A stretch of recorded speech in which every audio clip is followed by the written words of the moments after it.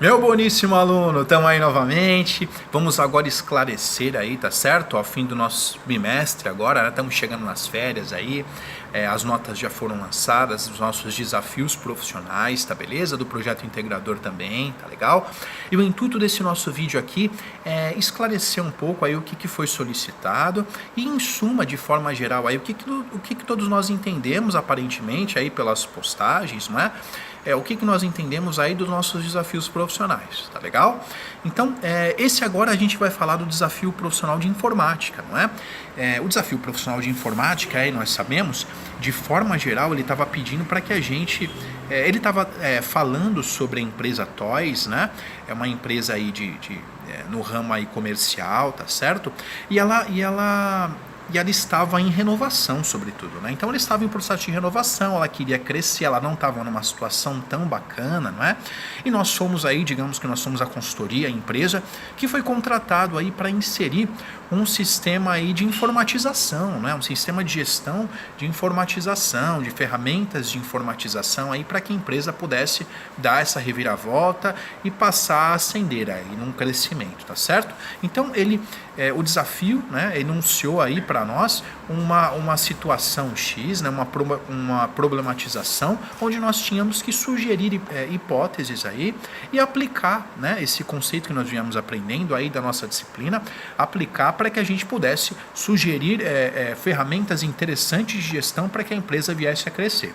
Tá certo? Então, isso era um geral aí do que o desafio solicitava para a gente, tudo bem? Mas se a gente pegou o enunciado lá, que é como foi sugerido, e a gente leu o enunciado bacana, leu cada ponto dele, verificou lá o que ele solicitava nos seus passos, tá certo? Leu de cabo a rabo ele, a gente conseguiu compreender que não era só isso que ele estava pedindo, tá? Na verdade, isso daí era o enunciado em geral. A gente tinha que fazer essa gestão informatizada, tá certo? Mas ele fazia pequenas solicitações ali, que foi em cima disso que a gente avaliou aí os nossos desafios profissionais da área de informática, tá bem? Então, da nossa disciplina, no caso de informática, né? Então, o que ele pedia de forma geral? Ele que estava intrínseco dentro ali do nosso desafio, que a gente tinha que ter uma atenção para poder desenvolver e responder direitinho o que estava sendo pedido, tá legal? Então, ele pedia, sobretudo, que a gente aplicasse técnicas, conceitos e ferramentas de TI para gestão do nosso negócio. Tá legal? Então a gente tinha que pesquisar ferramentas, tá beleza? O que era interessante, aí que tipo de ferramenta que era interessante para aquele tipo de negócio, tá legal? Como é que essa ferramenta poderia atuar ali, tudo bem? Então a gente tinha que fazer sobretudo ali uma seleção de ferramentas bacanas que se tem no mercado, que a gente poderia sugerir, né? Não no mercado nacional, mas que vem de fora. Enfim, a gente tem aberto aí, tem várias fontes de pesquisa para pesquisar e poder atuar com essa percepção aí, legal? Então ele pedia sobre tudo isso.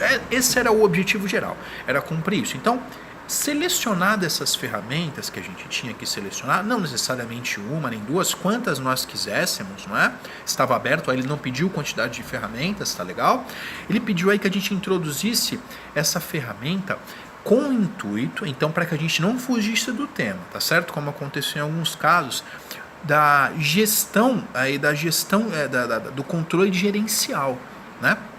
Então ele falava sobre isso, ele falava do controle gerencial e essas ferramentas tinham que atuar junto ao controle gerencial, né? Um dos erros que aconteceram, e mais do que um caso, né, foi bastante evidente isso, foi que acabou fugindo do tema, né?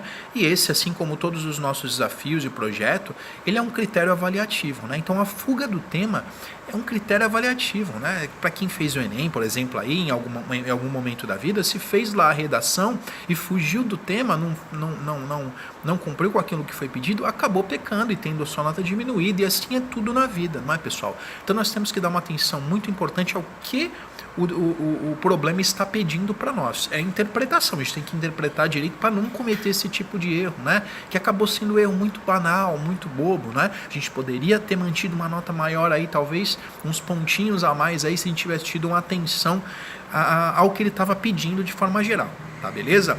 Mas era isso, ele queria que você avaliasse ferramentas gerenciais para o seu controle gerencial, legal? Legal. Além disso, ele pedia para que você avaliasse, junto a essas ferramentas que você estava propondo, para o que ela servia. Legal? Então, além disso, qual era a postura dos funcionários da empresa? Isso ele estava pedindo também. Se você olhar lá, você vai reparar. Qual era a postura dos funcionários mediante essas ferramentas, tá legal? Como é que os funcionários interagiam com essa ferramenta, né? Com essa ferramenta, né, que você está propondo lá, né? Ele operacionalizava essa ferramenta de que forma? Era uma coisa mais automática, era uma coisa mais analógica, era uma coisa muito tecnológica, não é? Então, qual que era a postura do funcionário em relação a essa ferramenta que você estava propondo? Houve esquecimento aí disso aí também, né? De falar das pessoas, tá certo? Muita gente falou aí da ferramenta, sugeriu a ferramenta, acabou fugindo do tema porque não contextualizou a empresa TOYS. Esse foi um grande erro também que aconteceu, né? É necessário que o nosso problema, o nosso desafio, a verdade, mais ainda do que os outros dois do nosso bimestre, esse mais do que os outros, ele contextualizava muito o problema, porque ele dava uma situação real e você tinha que ter atitudes reais no caso, né? Então como é que você sugere e joga ferramentas ali sem contextualizar na situação da empresa que ele está comentando, né? Para as problemáticas da empresa, junto àquilo que a empresa precisava, tá certo? Então esse foi um equívoco muito grande, né? Não contextualizar a empresa e a gente acabou descontando, né? Não era só colocar as ferramentas, né? Isso daí é muito simples, era contextualizar no que essas ferramentas iam atuar lá. Uma coisa importante também que ele pedia é que você falasse, além de qual ferramenta ia ser utilizada, em qual setor ela seria aplicada, não é? Então ele dava exemplos inclusive lá, né, no enunciado. Você vai falar do estoque, por exemplo. Então, que ferramenta para o estoque você está utilizando, né? Não é só falar da ferramenta, né? Tem que falar da ferramenta, dentro do contexto, como as pessoas, os funcionários interagiam com ela e para que setor ela estava sendo aplicada. Tá legal?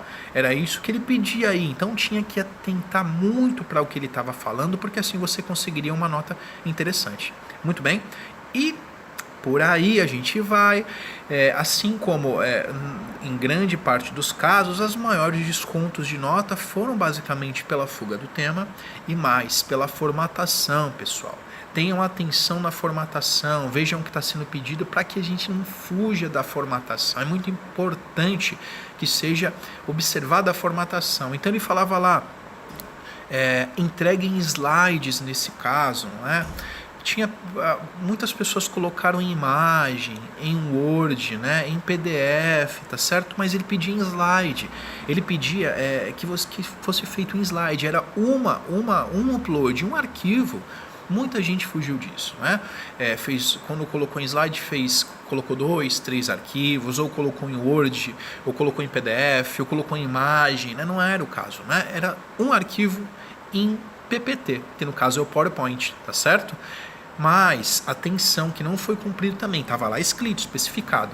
Olhem sempre o enunciado muito bem, sempre reobservem o enunciado para não se perder, para cumprir tudo muito bem, tá certo? Então o que ele pedia? Ele pedia para que para cada ferramenta que você estava abordando, que você utilizasse duas lâminas de slide.